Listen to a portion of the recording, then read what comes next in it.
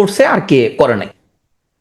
সুতরাং কে এখানে দালাল আর কে এখানে দালাল না, হ্যাঁ?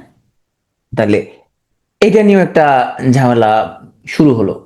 হ্যাঁ, তো তুমি যদি আসলে এখানে তোমার অনেকের মতামতটা দেখতে হবে। মতামতটা বলতে যে এখানে সাধারণত আওয়ামী লীগ ৭২ সালের পরবর্তী কোনো ইতিহাস বলে না, বা তোমরা যারা শেখ হাসিনার শাসনকাল দেখছো, শেখ হাসিনা কিন্তু কখনো ৭২ সালের পরের কোনো ঘটনা কিন্তু বলে না। সিমস লাইক ৭১ সালের আগেও কিছু নাই, পরেও কিছু নাই। হ্যাঁ, কেন বলো না? কারণ বঙ্গবন্ধু প্রথম শাসনামলটা ভয়ঙ্কর রকম একটা ব্যর্থ শাসনামল ছিল। বাংলাদেশ নামক যে নতুন যে স্বাধীন দেশটা, তার যে ট্র্যাজেক্টরি, ট্র্যাজেক্টরি বলতে তার যে সামনের দিকে যে আগায় চলা, এই ট্র্যাজেক্টরিটা কিন্তু নেতিবাচক, নিচের দিকে যাওয়া শুরু করছিল। তার মানে দেশ পরিচালনায় উনি সেভাবে দক্ষ ছিলেন না। তাহলে আন্দোলন করাটা যতটা আসলে ইজি, বা আন্দোলনের নেতৃত্ব দেওয়াটা, তখন হচ্ছে মানুষ যখন ক্রাইসিস মোমেন্টে থাকে, তখন সবাই তোমার কি হাতে হাত মিলায় লড়াই করে। কিন্তু যখন মানুষ বিপ্লব যখন জিতে যায়, তখন আসলে মানুষের মধ্যে ওই ব্যাপারটা থাকে না। তখন হচ্ছে খাই খাই আরো খাইতে হবে, এরকম একটা ব্যাপার কাজ করে। হ্যাঁ, এটা করতে গেলে তো আসলে দেশ বিল্ড আপ করা যাবে না।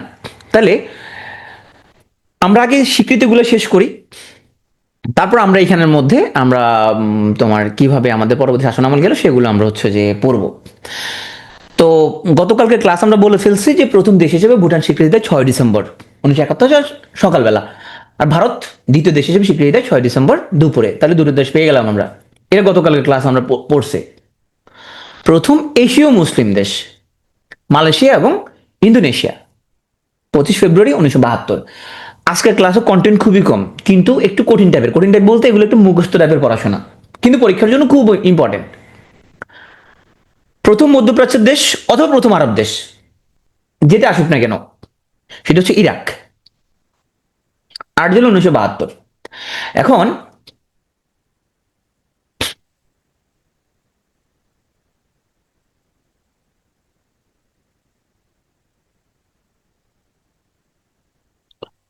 একটু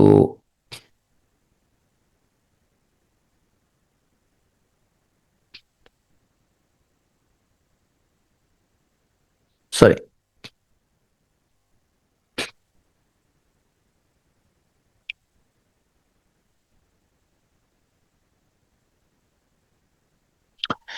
তো একটু আগে আমরা বললাম যে প্রথম মুসলিম দেশ, কেমন মুসলিম দেশ? এশীয় মুসলিম দেশ। তাহলে এশীয় কোনো মুসলিম দেশ স্বীকৃতি দেওয়ার আগেই একটা আফ্রিকান মুসলিম দেশ স্বীকৃতি দিচ্ছে। দেশের নাম হলো সেনেগাল। তো যদি আসে প্রথম আফ্রিকান দেশ সেনেগাল, প্রথম মুসলিম দেশ সেনেগাল, কারণ অন্য যে কোনো মুসলিম দেশ স্বীকৃতি দেওয়ার আগে কিন্তু সেনেগাল স্বীকৃতি দিছে। তাইলে যদি আসে অনারব মুসলিম দেশ, আফ্রিকান দেশ, প্রথম মুসলিম দেশ, উত্তর হচ্ছে সেনেগাল। সেনেগাল নামটার সাথে আমরা প্রথম পরিচিত হই 2002 সালে, তখন ফুটবল ওয়ার্ল্ড কাপে প্রথম ম্যাচে। তখন ফ্রান্স হচ্ছে তোমার ডিফেন্ডিং চ্যাম্পিয়ন, মানে 98 ওয়ার্ল্ড কাপে তারা চ্যাম্পিয়ন হয়েছিল। এরপর 2002 সালে প্রথম ম্যাচে সেনেগাল ফ্রান্সকে হারায় দেয়। হ্যাঁ, তখন থেকে আমরা এবং সেনেগাল নামটার সাথে আমাদের পরিচয় হয়। প্রথম ওয়ার্ল্ড কাপে ওরা সেকেন্ড রাউন্ডে চলে যায়। প্রথম ইউরোপের দেশ বা প্রথম সমাজতান্ত্রিক দেশ, যেটা আসলে কেন, উত্তর হচ্ছে পূর্ব জার্মানি। তোমরা জানো পূর্ব জার্মানি এবং পশ্চিম জার্মানি দুটোর মধ্যে দেয়াল ছিল, বার্লিন প্রাচীর ছিল। পরে বার্লিন প্রাচীর ভেঙে দুটো জার্মানি মিলে আবার 90 দশকে এসে এক হয়ে যায়। আমেরিকা মহাদেশের প্রথম দেশ কানাডা। ওশেনিয়া বা অস্ট্রেলিয়া মহাদেশের, যেটা আসুক না কেন, দেশ হচ্ছে টোঙ্গা। আর বাংলাদেশকে স্বীকৃতি দানকারী সর্বশেষ দেশ হচ্ছে ব্রুনাই। গুরুত্বপূর্ণ কিছু দেশ যারা হচ্ছে যে যাদেরকে আমরা বলি যে ওয়ার্ল্ড পাওয়ার হাউস, তাদের মধ্যে তারা কখন স্বীকৃতি দিয়েছে আমরা একটু দেখি। সোভিয়েত ইউনিয়ন আমাদের মুক্তিযুদ্ধের সময় বেশ হেল্প করছে। তারা খুব বেশি টাইম নেয় না, 24 জানুয়ারি তারা স্বীকৃতি দিয়ে দিছে। যুক্তরাজ্য তার পরের মাসে 4 ফেব্রুয়ারি 1972। জাপান 10 ফেব্রুয়ারি 72। ইটালি 12 ফেব্রুয়ারি 1972। ফ্রান্স 14 ফেব্রুয়ারি 1972।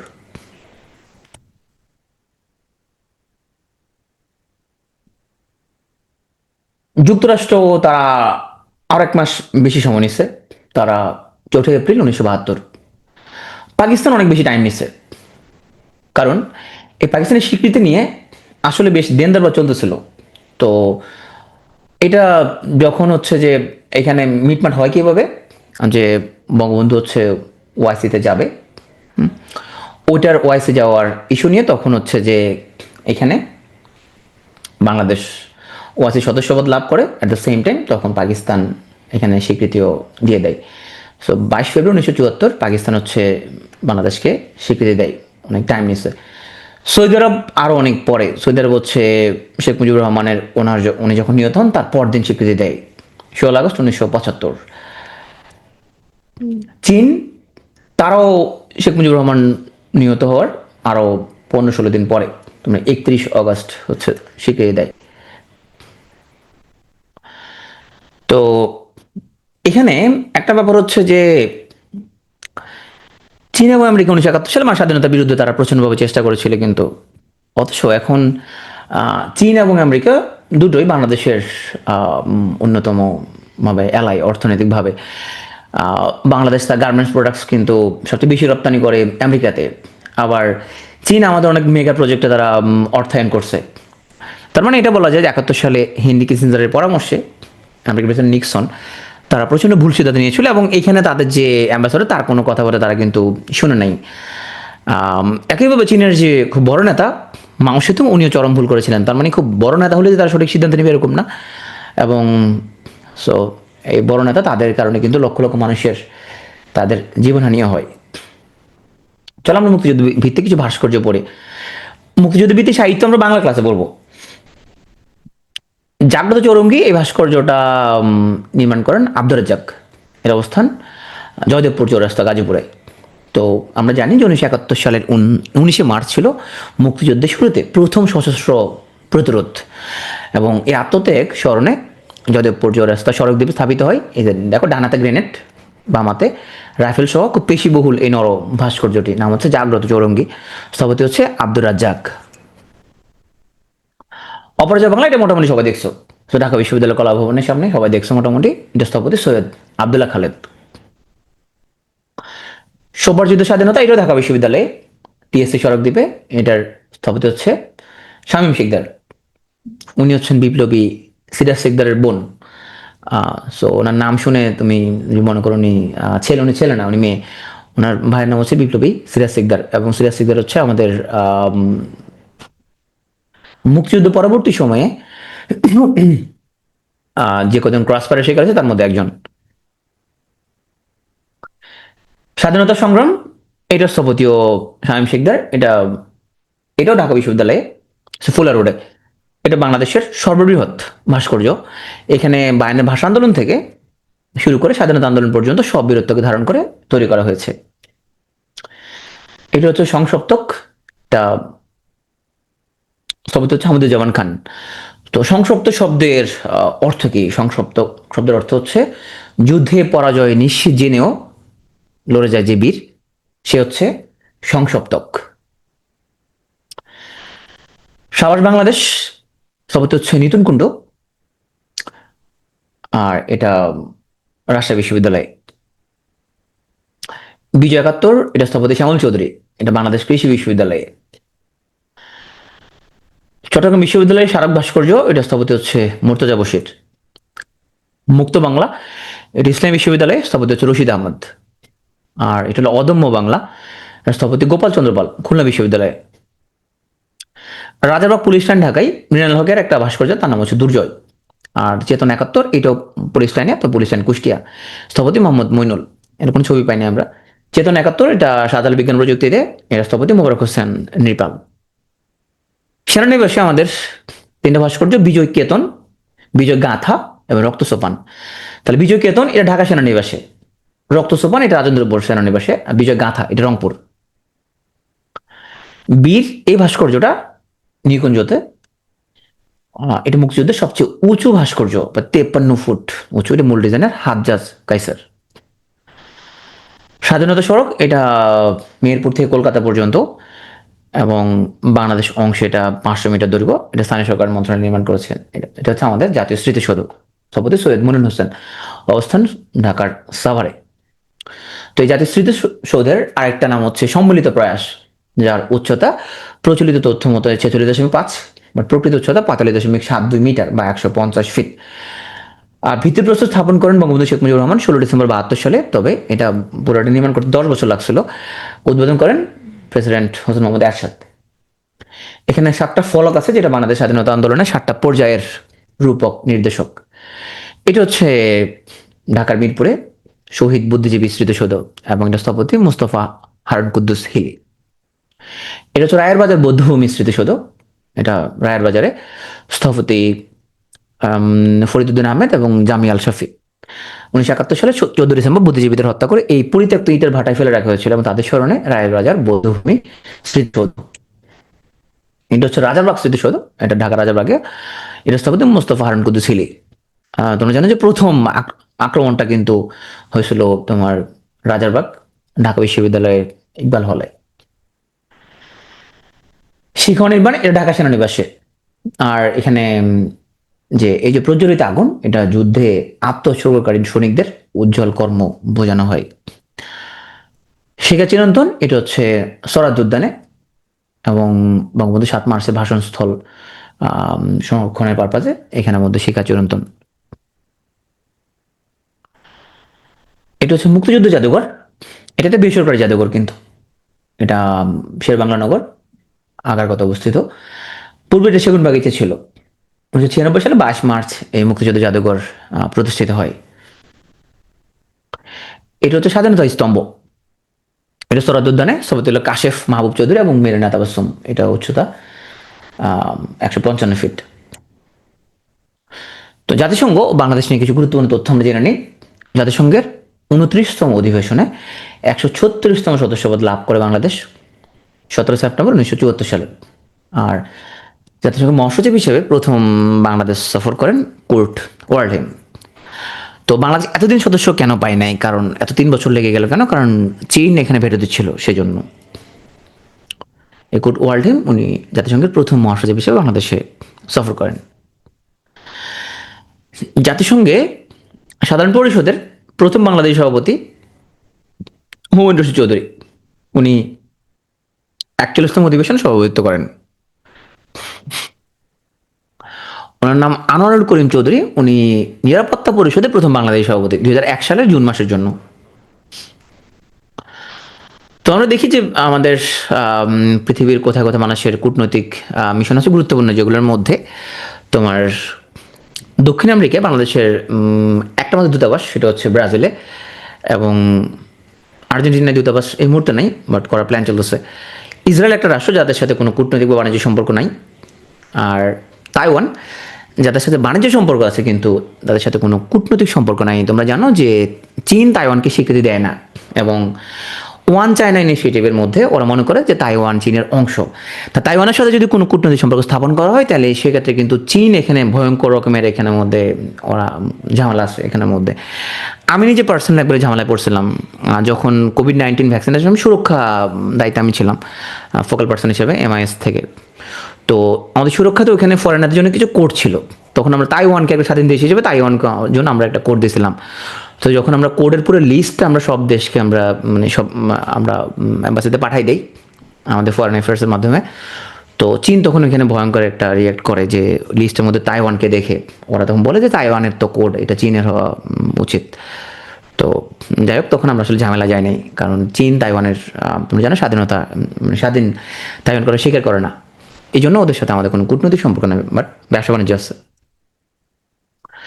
ব্রাজিল হচ্ছে দক্ষিণ আমেরিকার একমাত্র দেশ যেখানে বাংলাদেশের দূতাবাস আছে, তাই না? আর্জেন্টিনায় কিন্তু কোনো দূতাবাস নাই। কেন জানো তোমরা কেন নাই আর্জেন্টিনার দূতাবাস? নাই কোনো, কারণ এই যে হৃদয় আর্জেন্টিনা বাংলাদেশের মানুষের, কি বলো?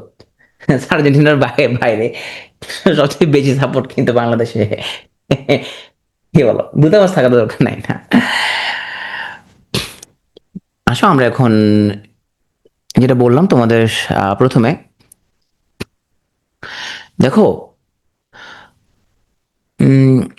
কালকে আমি সামিনা লুৎফার একটা ইন্টারভিউ দেখলাম।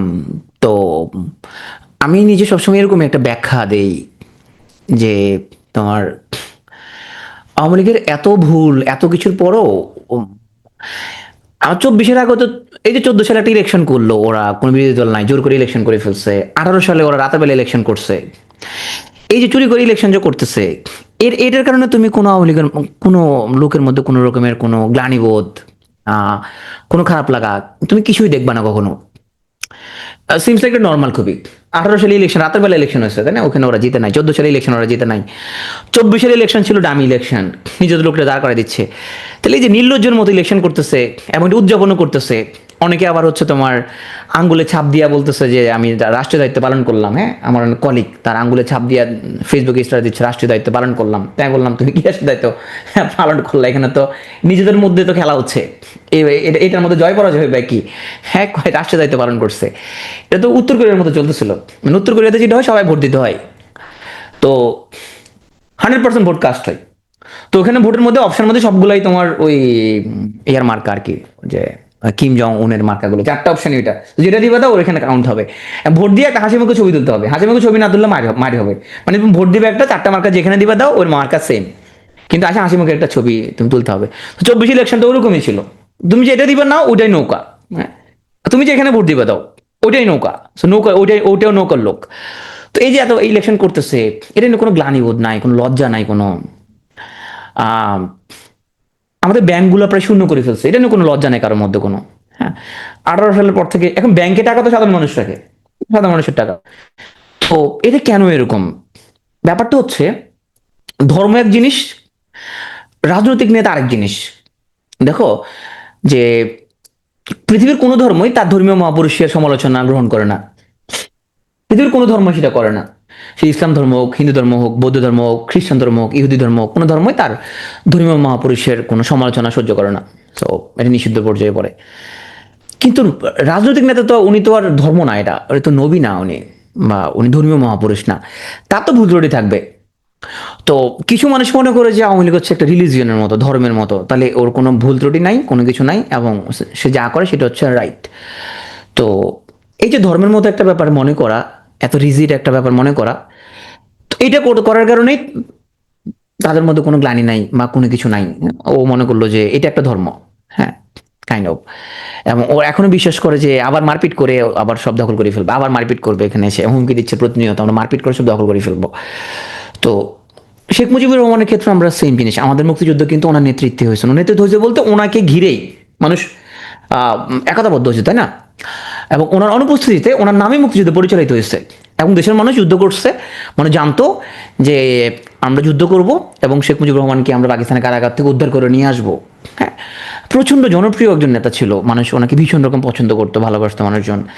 তাহলে ঠিক দেশ শাসন যখন শুরু করলেন উনি, মানুষের প্রচণ্ড আশা যে ওনার এখানে আসলে এত আন্দোলন সংগ্রাম কেন ছিল, যে সংসদীয় শাসন ব্যবস্থার জন্য, ইলেকশনের জন্য, তাই না?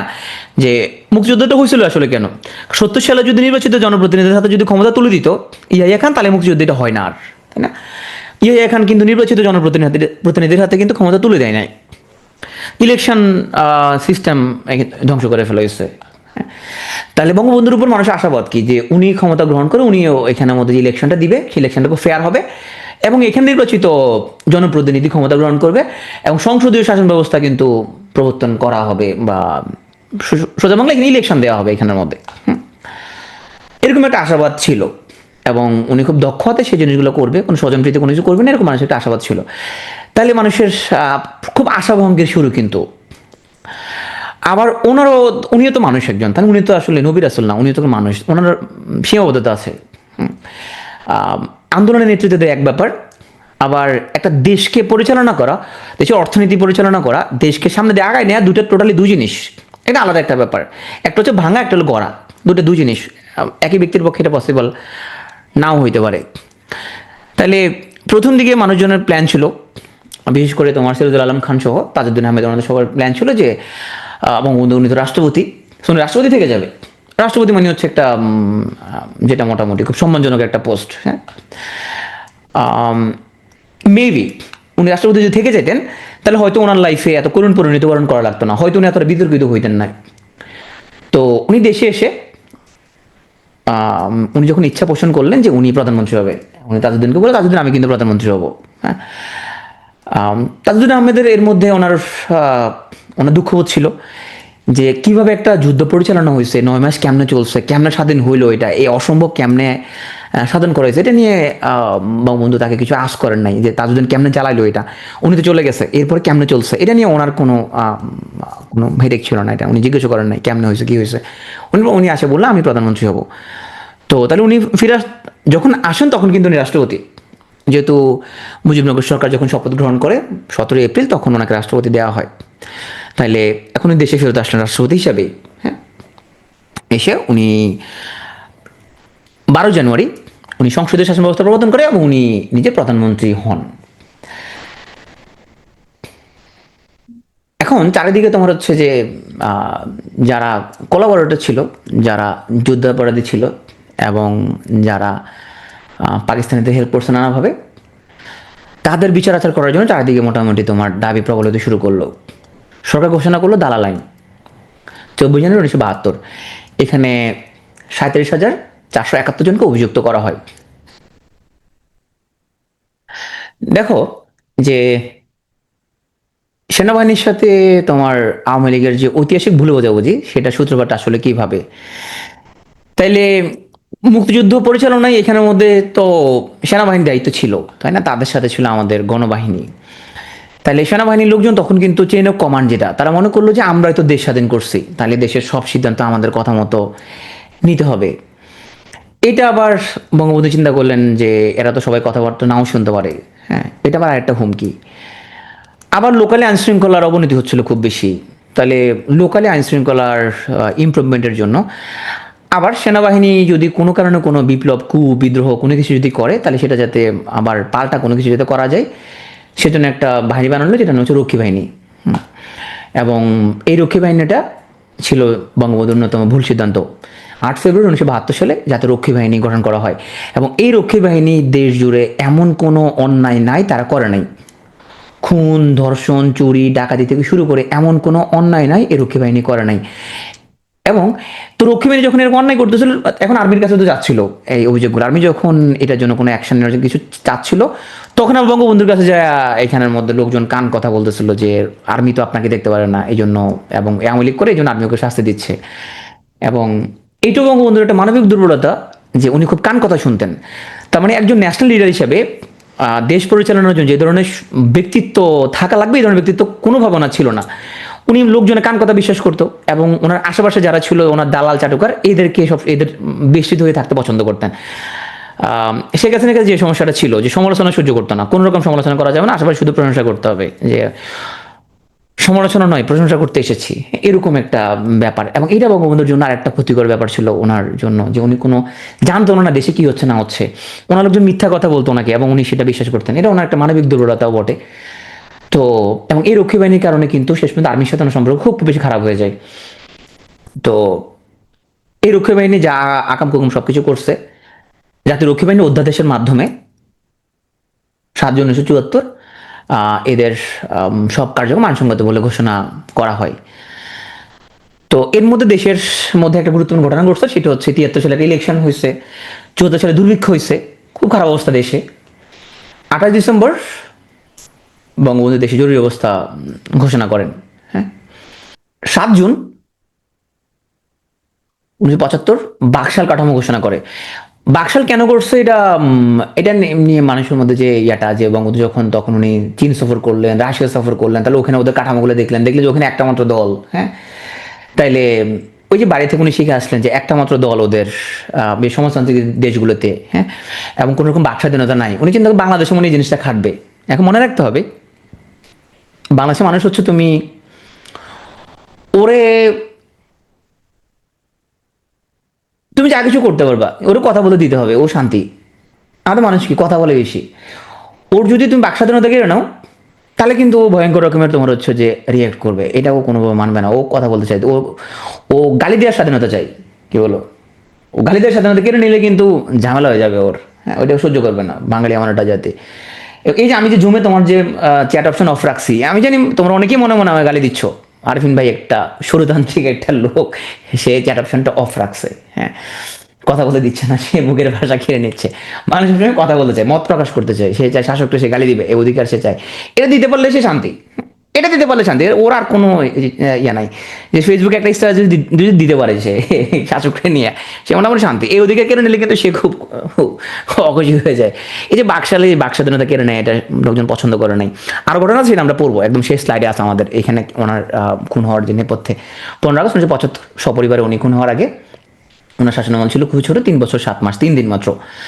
তো দেখো যে বঙ্গবন্ধুর এই যে ওনার যে নির্মম পরিণতি, তো তাহলে নিশ্চয়ই এটা খুবই আনএক্সপেক্টেড, তাই না? উনি এত বড় নেতা, তাহলে ওনার এইভাবে ওনার সপরিবারে ওনার যে মৃত্যু, এবং এটা হচ্ছে ভীষণ রকমের একটা ক্ষত, তাই না, দেশের জন্য। এর কারণগুলো আসলে কি ছিল দেখি আমরা। 1974 সালে যে একটা ভয়ঙ্কর রকম দুর্ভিক্ষ হয়, এটা 74 মার্চ থেকে ডিসেম্বর, এখানে আসলে বেসরকারি হিসাবে আনুমানিক 1 লক্ষ থেকে 4,50,000-এর মতো এই দুর্ভিক্ষে মারা যায়। তো সরকারি হিসেবে মাত্র 27,000। এবং এটা যখন বঙ্গবন্ধু বলতেছিলেন মাত্র 27,000 মারা গেছে, তো কি হচ্ছে 27,000 মারা গেছে, এখানে বেশি মারা যায় নাই, মানুষ আরো স্যাড হলো। এই দুর্ভিক্ষে যে কারণগুলো ছিল, যে বঙ্গবন্ধু যখন কিউবার সাথে সম্পর্ক স্থাপন করতেছিলেন, কিউবাতে পাট রপ্তানি করার কারণে যুক্তরাষ্ট্র মানুষের খাদ্য সহায়তা প্রায় বন্ধ করে দিয়েছিল। আরো ডেঞ্জারাস ব্যাপার হলো খাদ্যশস্যের এখানের মধ্যে কিন্তু অভাব ছিল তা না, এখানে ভয়ঙ্কর রকমের এখানে খাদ্যশস্য চোরাচালান হচ্ছিল, এবং আওয়ামী লীগের নেতারা ব্যাপক দুর্নীতি স্বজনপ্রীতি করতেছিল। এবং বলা হয়ে থাকে যে এখানের মধ্যে তোমার খাবার আছে কিন্তু দুর্ভিক্ষ, খাবার থাকা সত্ত্বেও দুর্ভিক্ষ। এটা হচ্ছে 74 দুর্ভিক্ষ। কারণ এখানে খাবারের যে গুদাম, ওখান থেকে তোমার শস্য চোরাচালান হয়ে যাচ্ছে। আবার জনগণের মধ্যে বিলানোর জন্য সরকারি থেকে যে নোংরখানা করা হচ্ছে বা খাবার বিলানোর জন্য যেটা, সেটা হচ্ছে ব্যাপক দুর্নীতি স্বজনপ্রীতি চলতেছিল। মানুষ তো আসলে আগে তো তুমি আগে পেটে ভাত দিতে হবে, তাই না? তাহলে বলা হয়ে থাকে যে পেটে দিলে পিঠে সয়। তাহলে পেটে যদি খাবার দিতে পারো, তাহলে হচ্ছে তুমি এর মাইর দিলেও আসলে খুব বেশি মানুষের গায়ে লাগবে না। পেটে খাবার দিতে হবে, পেটে যদি খাবার দিতে না পারো, সেক্ষেত্রে তুমি কত বড় নেতা হইলা সেটা কোনো ব্যাপার না। তুমি জানো রফিক আজাদের একটা কবিতা, ভাত দিয়ে হারামজাদা নাহলে মানচিত্র চিবিয়ে খাবো। তাইলে এখানে আবার রফিক আজাদকে কিন্তু ডাকা হয়েছিল যে হারামজাদা বলতে সে কাকে বুঝাইছে, পরে উনি ওসে অ্যাভয়েড করে গেছে, বলছে না আপনাকে বলিনি আমি হারামজাদা বলতে, আমি একটা কবিতা বুঝাইছি এখানের মধ্যে। তো মানুষের মধ্যে প্রচন্ড ক্ষোভ ছিল এটা নিয়ে, আমরা দেখবো এটার মধ্যে। এখানে একটা ছবি খুব আলোড়ন সৃষ্টি করছে, বাসন্তীর ছবি। দেখো সে জাল পরে, সে হচ্ছে যে একটা ইত্তেফাকের একজন ফটোগ্রাফার, তোমার এই যে জাল পরা বাসন্তীর একটা ছবি। এটা পত্রিকার প্রথম পাতা যখন ছাপা হয়, মানুষের মধ্যে প্রচন্ড ক্ষোভ ক্রোধ কাজ করে। তবে হ্যাঁ, পরবর্তীতে জানা যায় যে এই ছবিটা কিন্তু তোমার এটা মানে সেট করা ছবি। সেট করা ছবি বলতে যে তোমার সাংবাদিক সাহেব উনি নিজেই জালটা দিয়ে এরকম একটা ছবি সিনারিও তখন উনি সেট করা ছবিটা, পরবর্তীতে আবার জানা যায় অনেক পরে এটা। এই ছবিটাও তখন মানুষের মধ্যে ভীষণ রকমের তোমার এবং বিশ্বব্যাপী খুব সমালোচিত, যে এরকম ভয়ঙ্কর দুর্ভিক্ষ চলছে এখানের মধ্যে। তো দেখো, গণতন্ত্রের সবচেয়ে সৌন্দর্য হচ্ছে কি বিরোধী দল, এবং বিরোধী দল তোমার সবসময় সবসময় সরকারি দলকে ট্র্যাকে রাখে। সমালোচক বা নিন্দুক সরকারকে ট্র্যাকে রাখবে। সমালোচনার পর যদি রুদ্ধ করে দেওয়া হয়, তাহলে কিন্তু ওই সরকার ট্র্যাকে থাকবে না। তাহলে 72 সালে যখন বঙ্গবন্ধু যখন তার শাসন ক্ষমতা শুরু করলেন, তো আমরা দেখি তখন কি হইল।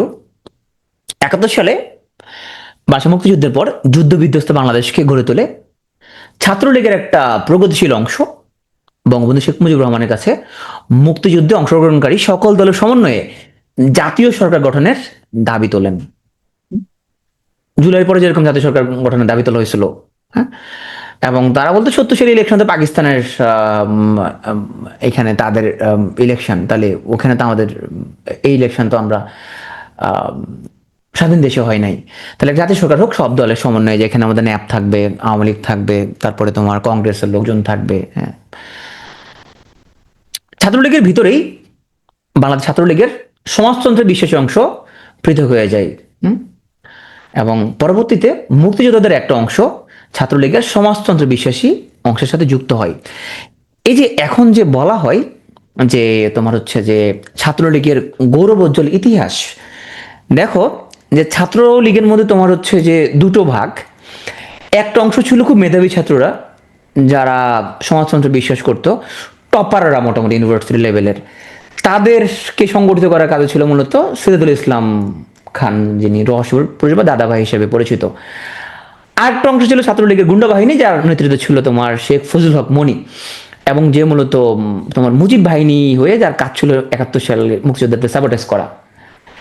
তাহলে এই যে গুন্ডা বাহিনীর নেতৃত্বে ছাত্রলীগের একটা অংশ, সরি, আর একটা হচ্ছে তোমার সিরাজুল আলম খানদের যে অংশটা ছিল, মুক্তিযুদ্ধের আগে থেকে কিন্তু এই দুই গ্রুপের মধ্যে কিন্তু তোমার মোটামুটি তোমার এখানে বেশ ওইভাবে না হলেও কিন্তু বিশ্বাসের দ্বন্দ্ব ছিল এখানে। এবং এরপরে দেখা গেল তোমার 72-এর পরপর কি হয়ে গেল, এখানে আমরা দেখলাম যে ছাত্রলীগের সমাজতন্ত্র বিশেষ অংশ পৃথক হয়ে যায়। এখন দেখো দুই গ্রুপে কিন্তু জাতির পিতা মানতেছে কাকে, শেখ মুজিবুর রহমানকে জাতির পিতা মানতেছে দুই গ্রুপে। তাহলে সিরাজুল আলম খানদের ওনাদের গ্রুপটা জাতির পিতা মানতেছে, আবার তোমার অন্য অংশটাও জাতির পিতা মানতেছে। হ্যাঁ, তারা এখানে আশা করবে যে বঙ্গবন্ধু দুই দলের প্রতি হচ্ছে যে সমান চোখে তাকাবে, কিন্তু যখন দেখা গেল উনি খুব গুন্ডাটার অংশটার প্রতি উনি বায়াসড, এই অংশের মধ্যে একটা ক্ষোভ ক্রিয়েট হবে, তাই না?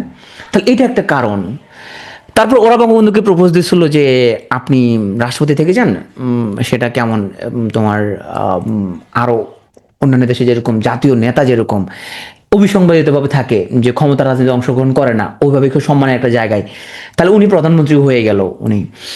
তো দেশে কিন্তু কোনো বিরোধী দল কিন্তু নাই, এবং দেশ স্বাধীন হওয়ার পরপর কিন্তু যে ক্ষমতার স্টেক নিয়ে যে কে কতটুকু করছে এটা নিয়ে দ্বন্দ্ব শুরু হলো।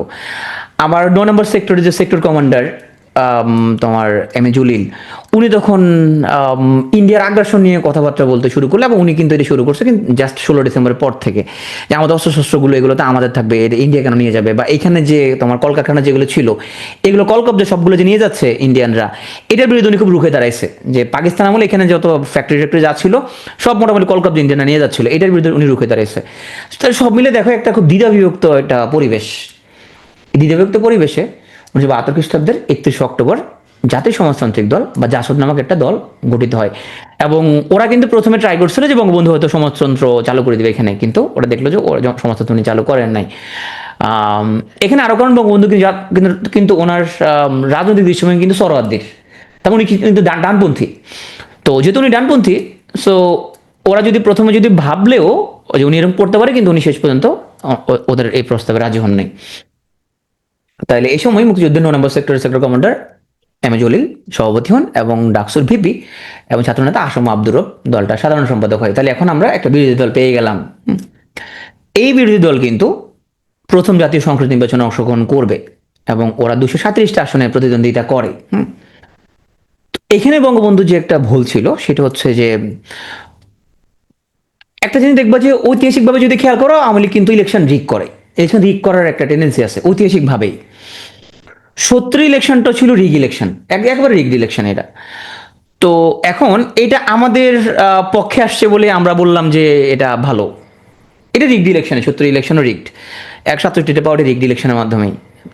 এবং এটা তুমি যারা তখন ভোট দিছে তাদের তোমার চিত্রনেতা ফারুক সে বলতেছে আমি 5টা ভোট দিয়েছি, 10টা ভোট দিয়েছি, 20টা ভোট দিয়েছি, তো এটা রিগড ইলেকশন। 73 ইলেকশন যদি ফেয়ার ইলেকশন হইতো, ওখানেও আওয়ামী লীগ জিততোই, বঙ্গবন্ধু জিততো, এখানের মধ্যে ডেফিনেটলি উনি জিততো। হয়তো উনি 230টা পাইতো, 240 পাইতো, 250টা পাইতো। তা এইটা রিগ করার অনেক দরকার ছিল না, ডেফিনেটলি এটা আওয়ামী লীগ জিততো, হয়তো 230 বা 240টা পাইতো, 430 বা 40টা পাইতো। তার ফলে দেশে একটা বিরোধী দল থাকতো, বঙ্গবন্ধু কিন্তু ওনার ওনার দলটা বেঁচে যেত, উনিও বেঁচে যেতেন। ইলেকশনটাও ছিল 100% রিগড ইলেকশন এবং জোর জবরদস্তির ইলেকশন। তাহলে এইটা মানুষের মধ্যে প্রচন্ড ক্রোধের জন্ম দিল, যে যে বঙ্গবন্ধুকে আমরা ভোটের অধিকারের জন্য যাকে আমরা নেতা বানাইলাম, যে উনি এরকম, যে উনি ভোট দিতে দিবেন না মানুষকে, যে ওনার দল এবার রিগ করে। এই জিনিসটা মানুষ আসলে কল্পনা করে নাই, যে উনি আমাদের জাতির পিতা, উনি আমাদের হচ্ছে বঙ্গবন্ধু, উনি কিভাবে এটা করলেন। উনি তো জিতবে, সবাই জানে উনি জিতবে, তারপরে উনি এটা কেন করলেন? তাহলে জাসদ এখানে মাত্র একটা মাত্র আসন পাইছিল, এখানে আওয়ামী লীগ 300-র মধ্যে 293 আসন পাইছিল, 293 আসন পাইছিল আওয়ামী লীগ, জাসদ পাইছে মাত্র একটা। হ্যাঁ, তাইলে এই দেখো পরিস্থিতি কিন্তু খুব খারাপ হচ্ছে, খুব উত্তপ্ত হচ্ছে এখানের মধ্যে। জাসদ তখন তীব্র তোমার আন্দোলন শুরু করলো। এখন তোমরা যে দেখা হাসানুল হক ইনু বা ওনারা কিন্তু তখন হচ্ছে যে, বা মতিয়া চৌধুরী, ওনারা কিন্তু তখন খুব আন্দোলন করতেছিলেন যে এখানে প্রথমত 73 সালে ইলেকশন রিগড ইলেকশন, দ্বিতীয়ত 74 দুর্ভিক্ষ। হ্যাঁ, তারপরে স্বজনপ্রীতি, দুর্নীতি, এই সকল ব্যাপারও মানুষের মধ্যে প্রচন্ড ক্ষোভ কাজ করতেছিল। জাসদ তখন তার ঘোষণাপত্রে সামাজিক বিপ্লবের মাধ্যমে বৈজ্ঞানিক সমাজতন্ত্র তথা শ্রেণী ও শোষণহীন কৃষক শ্রমিক রাজ্য প্রতিষ্ঠার ওরা কথা বলে এবং ৭৩টা আসন প্রতিনিধিত্ব করে মাত্র একটা পাইছিল। ৭৪ সালে ওরা বঙ্গবন্ধু উৎখাতের পরিকল্পনা গ্রহণ করে। এর মধ্যে আবার অন্য সমাজতান্ত্রিক যে দলগুলো, সর্বহারা যে গ্রুপটা, তারা তো অস্ত্র জমা দেয় নাই। ওরাও ওদের ব্যাপক তোমার হচ্ছে যে যেটা কি বলা হয় যে শ্রেণী সাম্য করার জন্য ওদের যে থিওরি সেটা হচ্ছে যে যে ধনী ওরা মারে ফেলতে হবে, হ্যাঁ, ওর বউকে তোমার হচ্ছে যে তুলে নিয়ে যেতে হবে। এর ফলে ওরা শ্রেণী সাম্য প্রতিষ্ঠা করার একটা লড়াই ওরা চালা যাচ্ছিল। হ্যাঁ, মানে ওই যে বাংলাদেশে যে কোনো মতবাদ আসে যেরকম পায়খানা হয়ে যায় সেরকম আর কি। তো ওদের কার্যক্রম চালাচ্ছিল। হ্যাঁ, তোমার কাছে টাকা পয়সা কেন, তোমাকে আমরা মারি ফেলার মাধ্যমে আমরা এখানে সমতা প্রতিষ্ঠা করবো। তোমার বউ সুন্দর কেন, তোমার বউকে তুলে নিয়ে যাবো, এর মাধ্যমে আমরা সমতা প্রতিষ্ঠা করবো। হ্যাঁ, তো ওরাও ওদের কার্যক্রম চালা যাচ্ছিল এখানে। দেশ জুড়ে একটা প্রচন্ড রকমের অরাজক একটা পরিবেশ চলতেছিল। গত 15 বছর তো বটেই। আমরা এই যে আমাদের মুক্তিযুদ্ধ যাকে পরিণতির দিকে যাচ্ছে, তাহলে যাদের অবদান আমরা কখনোই আসলে খুব একটা পড়ি না, তাদের মধ্যে হচ্ছে শহীদুল আলম খান অন্যতম। এখন না পড়ার যে কারণ হচ্ছে, একটা হচ্ছে আওয়ামী লীগ এদেরকে পড়তে দেয় না, আওয়ামী লীগ হচ্ছে এদের কোনো অবদান স্বীকার করে না। ইসলামিস্টরা হচ্ছে যে সমাজতান্ত্রিক দলগুলোকে পছন্দ করে না, তাহলে ইসলামিস্টরাও কিন্তু এদের অস্তিত্ব স্বীকার করবে না, এদেরকে ইসলামিস্টদের কাছে এদের কোনো পাত্তা নেই। বিএনপিও এদেরকে খুব একটা পছন্দ করে না, কারণ এরা সুযোগ পেলে বিএনপির বাস দেয়। তাহলে বিএনপিও এদেরকে খুব একটা পছন্দ করে না। তো এই জন্য আওয়ামী লীগও পছন্দ করে না, বিএনপিও করে না, ইসলামিস্টও করে না। হ্যাঁ, জাতীয় পার্টিতে করার প্রশ্ন আসে না, কারণ আর্মির সাথে তো ঐতিহাসিকভাবে এদের দ্বন্দ্ব। তাহলে আর জাতীয় পার্টিতে পছন্দ করার প্রশ্ন আসে না। তাহলে যেহেতু বামদেরকে তেমন একটাকে পছন্দ করে না, এই জন্য তুমি মুক্তিযুদ্ধে বামদের কোনো অবদানের কথা কোথাও না লেখা দেখবা, মানে তুমি পড়লে তুমি পাবা আর কি। কিন্তু তুমি হচ্ছে যখন আমাদের জিকের বই পড়ো বা আদার বই পুস্তক করো, বামদের কোনো অবদান তুমি কিছু দেখতে পাবো না, কোনো কিছু নাই। সিমস লাইক বাম নামে কোনো কিছু ছিল না আসলে, এরকম একটা ব্যাপার তোমার এখানে মনে হবে। আল মাহমুদের উপমহাদেশ একটা উপন্যাস যদি কেউ পড়ো, তাহলে সেখানে দেখবো আল মাহমুদ উনি তখন বাম রাজনৈতিক দলের সাথে যুক্ত ছিলেন। সেখানে দেখবা যে এখানে মধ্যে বামদের অবদান নিয়ে উনি একটা উপন্যাস রচনা করছেন উপমহাদেশ নামে। হ্যাঁ, তো এটা অবাক করার একটা বিষয় না। বঙ্গবন্ধু তো ছিলেন তোমার সরাদের রাজনীতি করতেন, সরাদে ছিলেন আমরণ পাকিস্তানপন্থী, যে ইউনাইটেড পাকিস্তানে বিশ্বাস করতেন। বঙ্গবন্ধুও সেম, যে তোমার অবিভক্ত পাকিস্তানে বিশ্বাস করতেন, কারণ পাকিস্তানের জন্য ওনারা আন্দোলন করছেন। এবং এখানের মধ্যে ওনার যে দেন্দ্র চলতেছিল সে পাকিস্তানের প্রধানমন্ত্রী হওয়া নিয়ে, ইলেকশনে ক্ষমতা হস্তান্তর নিয়ে। তাহলে এই বঙ্গবন্ধু কিভাবে আস্তে আস্তে তোমার এখানে একটা স্বাধীন দেশের কথা ভাসানির মুখে আমরা শুনতে দেখছি 57 সালে, এবং এটা কিন্তু সোহরাওয়ার্দী পছন্দ করে নাই। ভাসানির প্ল্যানটাকে সোহরাওয়ার্দী কোনোভাবে পছন্দ করে নাই। তাহলে এটা কেমন হয়েছে আসলে, যে বঙ্গবন্ধু এত কনভার্সন কিভাবে? এখন যেরকম আওয়ামী লীগ প্রচার করে, তোমার মনে হবে যে পাকিস্তান আন্দোলন নামে কোনো কিছু নাই, বঙ্গবন্ধু 47 সাল থেকে বাংলাদেশ স্বাধীন করার জন্য আন্দোলন শুরু করছে, এরকমই মনে হয় বিষয়টা, তাই না? মানে এখন তো তোমাদের এরকমই মনে হয় যে 47 সালের 15 আগস্ট থেকে বঙ্গবন্ধু বাংলাদেশ স্বাধীনতার জন্য আন্দোলন শুরু করছে, এরকমই তো মনে হয়। ব্যাপারটা আসলে মোটেই তা না। কারণ ওনার গুরু সোহরাওয়ার্দীও ওনারা ছিলেন ইউনাইটেড পাকিস্তানে বিশ্বাসী, বঙ্গবন্ধু নিজেও পাকিস্তানে বিশ্বাসী। তাইলে ওনার মধ্যে এই যে ড্রামাটিক চেঞ্জটা কেমনে আসলো, যেটা আসছে সেটা হচ্ছে বাম রাজনীতিবিদদের মধ্যে তোমার এই যে সৈয়দুল আলম খানরা, ওনারা ছিল দেশের সবচেয়ে মেধাবী অংশ। 62 সাল থেকে ওনারা বঙ্গবন্ধুর সাথে যোগাযোগ করতে শুরু করেন। ওনারা তখন বঙ্গবন্ধুকে বলেন যে আপনি আমাদের প্ল্যানটা শুনেন, যে আমরা আস্তে আস্তে এইভাবে হচ্ছে বাংলাদেশের আমরা এটাকে স্বাধীন করে ফেলতে চাই। বঙ্গবন্ধু ওদের কথা শুনে ওরা বলে ঠিক আছে তোমরা কাজকর্ম চালায় যাও, এবং ওদের কথাবার্তা বঙ্গবন্ধু পছন্দ হয়।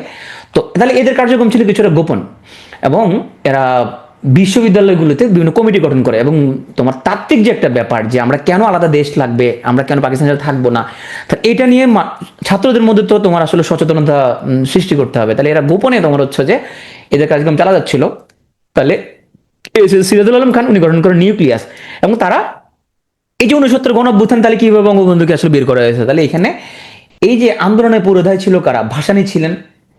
এরপর এই যে স্বাধীন বাংলা বিপ্লবী পরিষদ নামক যেই তোমার হচ্ছে যে নেতারা যারা নিউক্লিয়ার যারা, তারা ছিলেন এখানের মধ্যে, এবং তারা বঙ্গবন্ধুকে তারা তাদের মতামতগুলো বোঝাতে সক্ষম হয়। যে কিন্তু বঙ্গবন্ধু ওদের কার্যক্রম চালা যেতে দিলেও, এটা যেহেতু উনি বড় নেতা, তাহলে উনি কিন্তু প্রকাশ্যে এদের ব্যাপারে যদি বলেন তাহলে এটা একটা সমস্যাজনক অবস্থা, তাই না? তো তাহলে ওদের যেটা আসলে চিন্তা ভাবনা ছিল যে বঙ্গবন্ধু আমাদেরই লোক, তাইলে আমরাই তো ওনাকে এত বড় নেতা বানাইছি, ওনার পক্ষ হয়ে ইউনিভার্সিটিতে ক্যাম্পেইন করছি, ওনার পক্ষ হয়ে লিফলেট বিতরণ করছি, 6 দফাকে আমরা পুরো দেশে ছড়াই দিছি, 19 গণ অভ্যুত্থানে ওনাকে আমরা উদ্ধার করছি এবং ওনার পক্ষ হয়ে আমরা লড়ছি সারা দেশে। তাহলে তো উনি আমাদের কথা শুনবেন। ওনাকে যে প্রস্তাব দেব সে প্রস্তাব উনি মেনে নেবেন। উনি তো যখন উনি তাদের প্রস্তাব মেনে নিলেন না, তখন ওরা আসলে আশাহত হয়েছে। তাইলে এখানের মধ্যে আমাদের সিরাজুল আলম খান এবং তোমার মেজর আব্দুল জলিল, ওনারা ছিলেন এই জাতীয় সমাজতান্ত্রিক দল বা জাসদ প্রতিষ্ঠা করে, এটা ছিল তখন বিরোধী দল। আর এর রহস্যপুরের সময় পরিচিত সিরাজুল আলম খান, উনি মূলত 15 আগস্টের পরে একেবারেই তোমার নীরবে নিবৃত্তে উনি চলে যান এবং উনি অবিবাহিত ছিলেন। 9 জুন 2023 উনি মৃত্যুবরণ করেন। তো এখানে একটা ব্যাপার যে জাসদ বিরোধী দল হলেও তোমার সিরাজুল আলম খান কিন্তু একটা ব্যাপার যে বঙ্গবন্ধুও ওনাকে কোনো ক্ষতি করেন নাই, আবার উনিও বঙ্গবন্ধুকে কোনো অ্যাটাক দেয়া বা এই জাতীয় বিষয় আসলে অ্যালাউ করেন নাই। তাহলে ওনাদের মধ্যে একটা আন্ডারস্ট্যান্ডিং ছিল সবসময়। উনিও বঙ্গবন্ধুকে পছন্দ করতেন, বাট রাজনীতির কারণে তাকে বিরোধিতা করতে হয়েছে। আর বঙ্গবন্ধুও তো একসময় স্নেহ করতো তাকে, এবং তাকে কোনো ক্রস ফায়ারে দেয়া বা তাকে মেরে ফেলা, সো এই জিনিসগুলো বঙ্গবন্ধু তাকেও ফেভার দিয়েছে মোটামুটি দুজনের। নাহলে ওনার পক্ষে আসলে টিকে থাকাটা ডিফিকাল্ট ছিল। 1974 খ্রিস্টাব্দের শুরুর দিকে তৎকালীন আওয়ামী লীগ সরকারের আমলে অনিয়ম দুর্নীতির প্রতিবাদ হিসেবে জাসদ আন্দোলনের পথ বেছে নেয়। 74 সালের 8 ফেব্রুয়ারি দলটা একটা হরতাল ডাকে এবং 17 মার্চ পল্টনে ওরা জনসভা করে। এই সভা শেষে একটা বিক্ষোভ মিছিল স্বরাষ্ট্রমন্ত্রীকে স্মারকলিপি দেওয়ার উদ্দেশ্যে রওনা দেয়। মিছিলে যখন স্বরাষ্ট্রমন্ত্রী বাড়ির সামনে পৌঁছায়, তো পুলিশের সঙ্গে জনতা একটা খণ্ডযুদ্ধ হয়। এই পরিস্থিতি আনার জন্য রক্ষী বাহিনীকে তলব করা হয়। রক্ষী বাহিনীর সাথে সংঘাতে জাসদের বেশ কিছু কর্মী হতাহত হয় এবং এই ঘটনাকে কেন্দ্র করে সারা দেশে 41 ধারা জারি করা হয়। হ্যাঁ, এবং এই ঘটনার পর থেকে ক্রমান্বয়ে জাসদ সহিংসতার পথ ধরে এবং ওরা মনে করে যে আসলে এরকম তোমার রাস্তাঘাটে আন্দোলন করা খুব একটা লাভ হবে না। মানে নেতাজি সুভাষচন্দ্র বসু যেটা বলছিল যে ওই ওই শূদ্রের পোলার মুখে চুম্মা দিয়া, গালে চুম্মা দিয়া স্বরাজ আসবে না, স্বরাজ আনতে হলে কি করতে হবে? সশস্ত্র বিপ্লব করতে হবে। ওরা তো সশস্ত্র বিপ্লবের পথ বেছে নাই। ছাত্র সমাজের একটা অংশ বিপ্লবী গণবাহিনীতে পরিণত হয়, মানে প্যারালাল একটা বাহিনী। এরা বিভিন্ন স্থানে হত্যা এবং ধ্বংসাত্মক কর্মে লিপ্ত হলে সরকার কঠোরভাবে তেমন উদ্যোগ নেয়।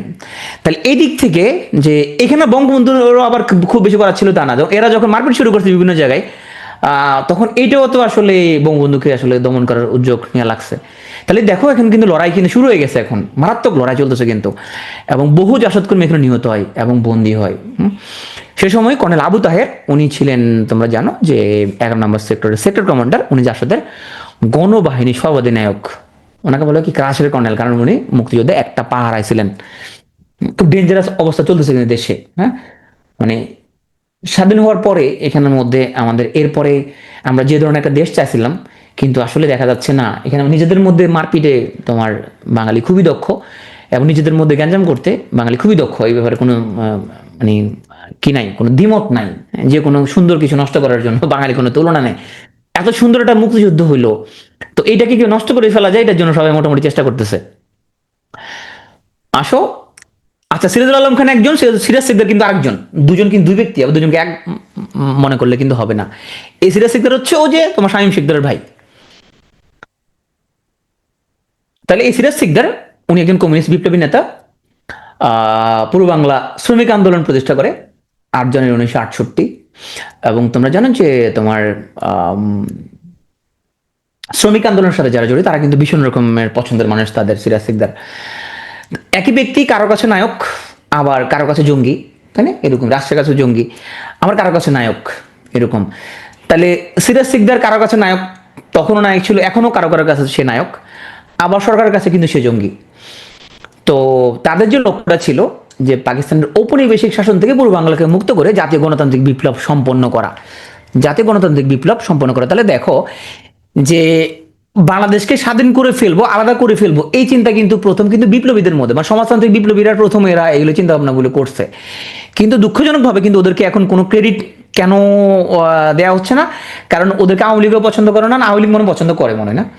কারণ বামরা বয়স হলে ওরা আওয়ামী লীগ করে, মানে বুড়ো হলে আওয়ামী লীগ করে সব বামই। এই জন্য মনে একটু মনে প্রেম টেম আছে মনে সামান্য। বিএনপির সাথে ওদের প্রেম খুব বেশি না, হালকা হালকা প্রেম আছে। জামাতদের সাথে তো প্রশ্নই আসে না, কোন ইসলামীদের সাথে তো প্রেমের প্রশ্ন আসে না, যেহেতু ওদের সাথে সবার সাথে একটা গ্যাঞ্জাম। তো এই জন্য ওদের যে অবদান আছে এটা আসলে কোনোভাবেই তোমার কেউ আর স্বীকার করে না। কোথাও তুমি কোনো অস্তিত্ব খুঁজে পাবে না। কিন্তু প্রথম ওরা চিন্তা ভাবনা করছে যে এটা গণতান্ত্রিক বিপ্লব। আবার এখানে একটা প্রশ্ন থেকে যায় যে ওরা যে ধরনের বিপ্লব চাইছে, ওরা যে যে ধরনের রাষ্ট্র চাইছে, এটা যদি প্রতিষ্ঠা হইতো তাইলে আমরা, আমার মনে হয় না থার্ড ওয়ার্ল্ডে আমরা সার্ভাইভ করতে পারতাম। মানে ওরা যে ধরনের কমিউনিস্ট কান্ট্রি হিসেবে চাইছে ওরা, ওটা যদি হয়ে যেত তাহলে আমরা সার্ভাইভ মনে করতে পারতাম না। কি বলো? কারণ তুই বলবো যে ভেনেজুয়েলা কি বলে সার্ভাইভ করছে, ভাই ওদের যে পরিমাণ তেল আছে ভেনেজুয়েলার, ওর তো আমাদের তো কিচ্ছু নাই আমাদের। তাহলে আমরা সার্ভাইভ করা আমাদের জন্য খুব কঠিন হতো এটা। আমেরিকা বলো, ইন্ডিয়া বলো, ইন্ডিয়া তো অ্যালাউ করতো না এখানের মধ্যে। কারণ এখানে তোমার গণতান্ত্রিক বিপ্লব হওয়া মানে কি, ওইদিকে নকশালরা তোমার আশকারা পাওয়া যাওয়া। ইন্ডিয়া কোনোভাবে এটা টলারেট করতো না, আমেরিকা টলারেট করতো না এটা। So আমাদের দেশের অস্তিত্ব হতে থাকতো না এখানের মধ্যে।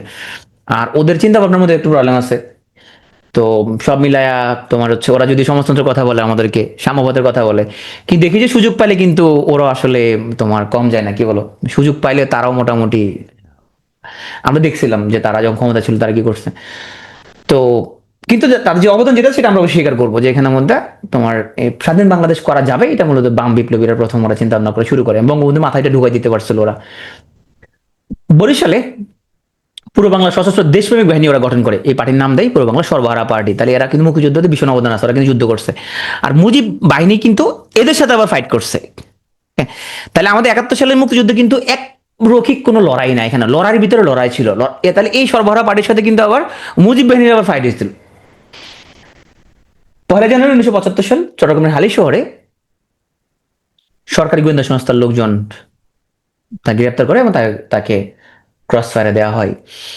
এটা নিয়ে বিতর্ক আছে যে কেউ বলে বঙ্গবন্ধু নির্দেশ দিছিল, আবার কেউ বলে না বঙ্গবন্ধু তাকে ধরে আনতে বলছিল, তাকে তোমার হচ্ছে যে খুন করার নির্দেশ দেন নাই। তো এটা নিয়েও তোমার যথেষ্ট বিতর্ক আছে যে আসলে বঙ্গবন্ধু দিয়েছে কিনা, তা আমরা এখন তো জানার কোনো ওয়ে নাই, তাই না? কিন্তু ওনার উপরে খুবই বঙ্গবন্ধু ক্ষিপ্ত ছিল, সেটা বোঝা যায়। অ্যান্থনি মাসকারনাস তার বাংলাদেশ আর লিগেসি অফ ব্লাড এই গ্রন্থে বর্ণনা করেছেন যে সিরাজের বোন শামীম শিকদার তার ভাইকে হত্যার জন্য তৎকালীন সরকার প্রধানকে অভিযুক্ত করেছিলেন, শেখুর রহমানকে অভিযুক্ত করেন। এমন তোমরা জানো শামীম শিকদার কিন্তু উনি কিন্তু এরপরে দেশও ছিলেন না। সো উনি দেশের প্রতি খুবই ওনার ক্ষোভ ছিল, ওনার ভাই হত্যার উনি বিচার পান নাই। এই হচ্ছে বিপ্লবী সিরাজ শিকদার। এবং এখানে তোমার ওনার বোনের যে ক্ষোভের যে কারণটা ছিল, কারণ বঙ্গবন্ধু খুবই তোমার খুব টিজ করে কথা বলতেছিলেন যে কোথায় এই সিরাজ শিকদার, আজকে সে কোথায়। হ্যাঁ, তো এখন লোক জানে তো যে ওকে ওকে ক্রস ফায়ার দেওয়া হয়েছে, কিন্তু যখন টিজ করা হচ্ছিল তো এটা তাহলে ওদের মধ্যে প্রচন্ড ক্ষোভ। তাহলে দেখো এখানে কিন্তু 75 সালের মোটামুটি জানুয়ারি মাস নাগাদ তোমার সর্বহারা পার্টিরা খুবই ক্ষিপ্ত, জাসদ ক্ষিপ্ত মোটামুটি। হ্যাঁ, সব দিকে মোটামুটি অবস্থা খুবই খারাপ। এর মধ্যে আমরা যেটা প্রথমে বলছিলাম যে রক্ষী বাহিনী গঠন করা ছিল বঙ্গবন্ধুর খুবই একটা বাজে সিদ্ধান্ত। এটা একটা অনিয়মিত আধা সামরিক বাহিনী। হ্যাঁ, এবং তুমি কোনো আইন শৃঙ্খলা বহির্ভূত বা তুমি হচ্ছে যে বিচার বহির্ভূত হত্যাকাণ্ড যদি অ্যালাউ করো, এটা নিজের গায়ে আসে পড়বে এক সময়। তাইলে আমরা যে ভুলটা করি যে কোন একটা দলকে আমরা সাপোর্ট করি, সাপোর্ট করে তাকে আমরা পক্ষ নিতে চাই, কিন্তু না, আমরা আসলে পক্ষ নিব কাকে? আমাদেরকে কিছু দেখো, পৃথিবীতে আমরা কিন্তু আগে বড় বড় ছিলাম, আমরা গুহায় থাকতাম, তারপরে আমরা হচ্ছে যে বন জঙ্গলে থাকতাম। হ্যাঁ, কাপড় চোপড় পরতাম না, শিকার করে আনে সেটা খাইতাম, বনের ফলমূল খাইতাম।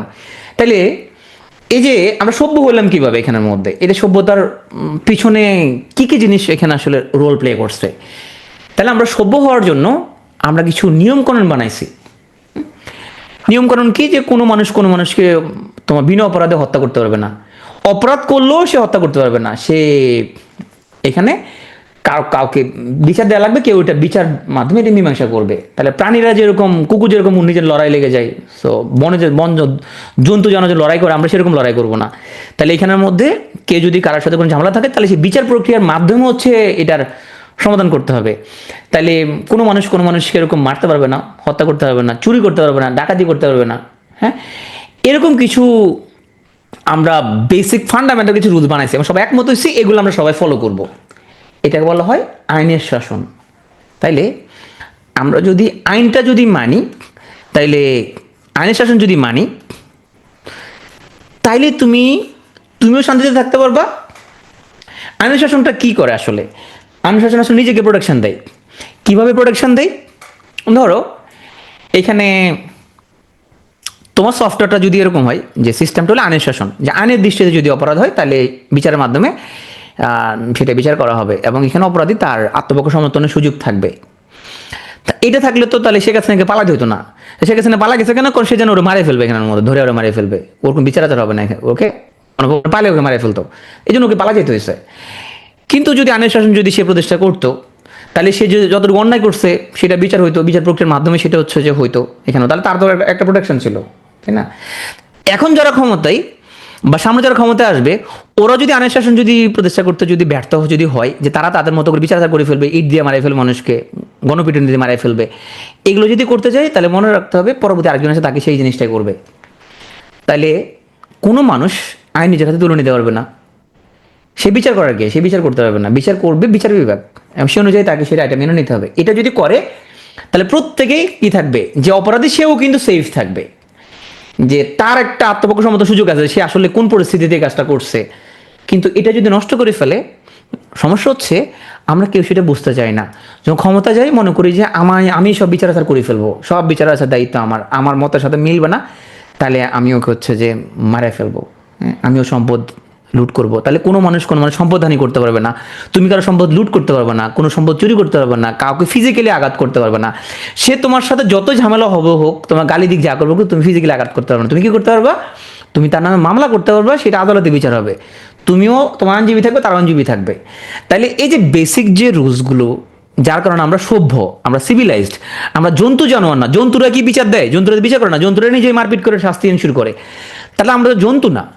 তাহলে যদি জন্তু যদি আমরা না হতে চাই, তাহলে আমরা আইনের শাসন প্রতিষ্ঠা করতে হবে। সমস্যা হচ্ছে আমরা আইনের পক্ষে না থেকে আমরা কোনো একটা দলকে সাপোর্ট করি, সেটা হইতে পারে বিএনপি, হইতে পারে বাংলাদেশ আওয়ামী লীগ, হইতে পারে সেটা জামাত ইসলামী, এবং যে যে দল সাপোর্ট করি আমরা ভাবি আমার দল যা করতেছে তা ভালো করতেছে, সুতরাং আমার এখন ক্ষমতা আছে, আমি মারিয়ে ফেলবো তোমারে, আমি তোমার সম্পদ লুট করে ফেলবো, যা খুশি তা করবো আমি।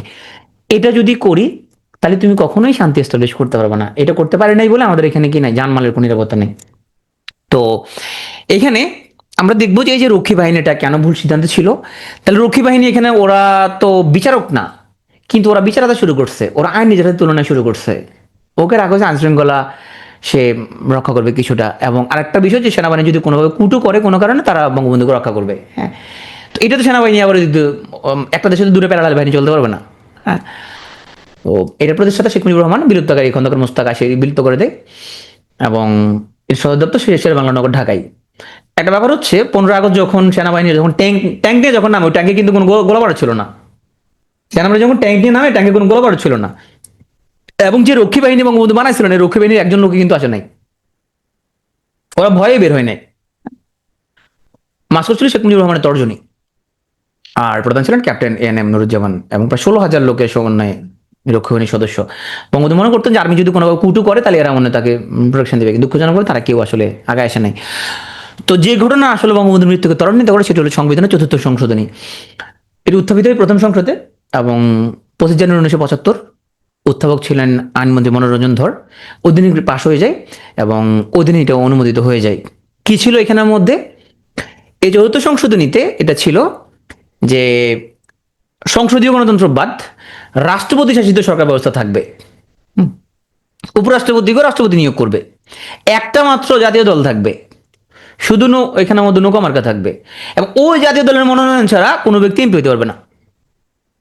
উত্তর কোরিয়া বা তোমার চায়না এই সিস্টেমের মতো মত প্রকাশ তুমি কিছুই করতে পারবে না। এখন 4টা মাত্র সরকারি পত্রিকা রেখে বাকি সব পত্রিকা এখানে বাতিল করে দেওয়া হয়।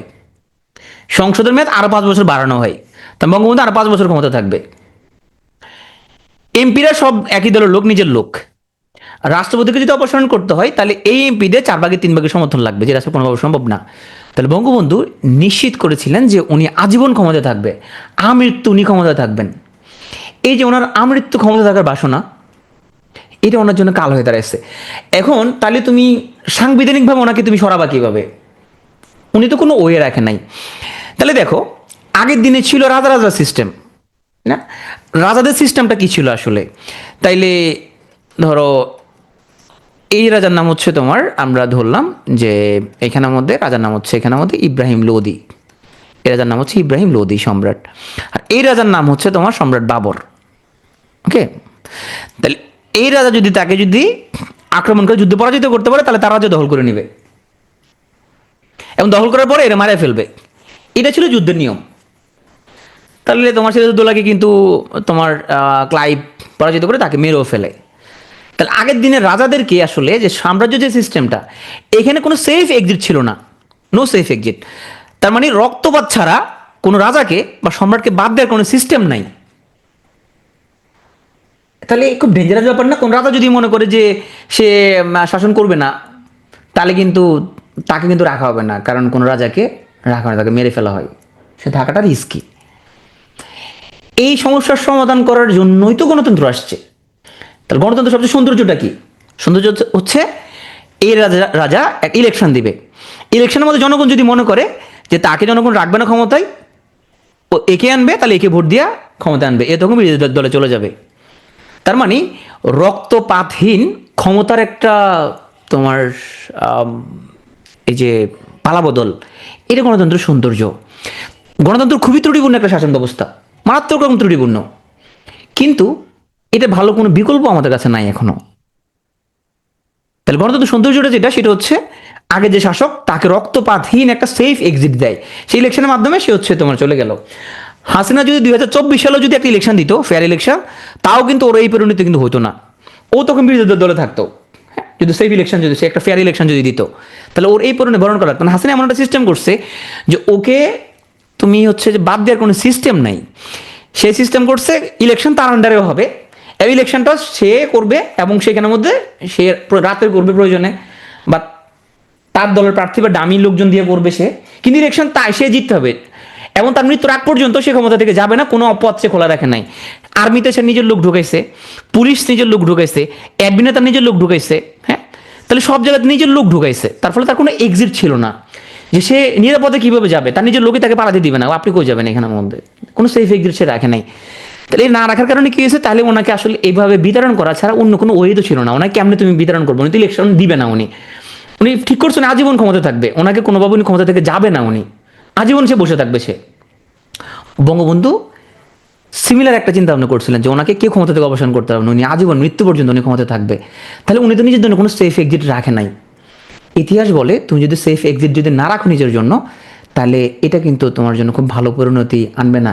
নিজের জন্য একটা সেফ এক্সিট কিন্তু রাখতে হবে, শুধু দেশের জন্য না, তুমি যখন প্রেম টেম করবো তখন একটা সেফ এক্সিট রাখতে হবে। সো তুমি যখন ভাগে যেতে পারো, যাতে করে যদি তোমার প্রেমিকার সাথে যদি মিলটেল যদি না হয় ঠিকঠাক মতো, যদি দেখো প্রেমিকা ঝামেলা আছে, তো তুমি যাতে ভাগে যেতে পারো।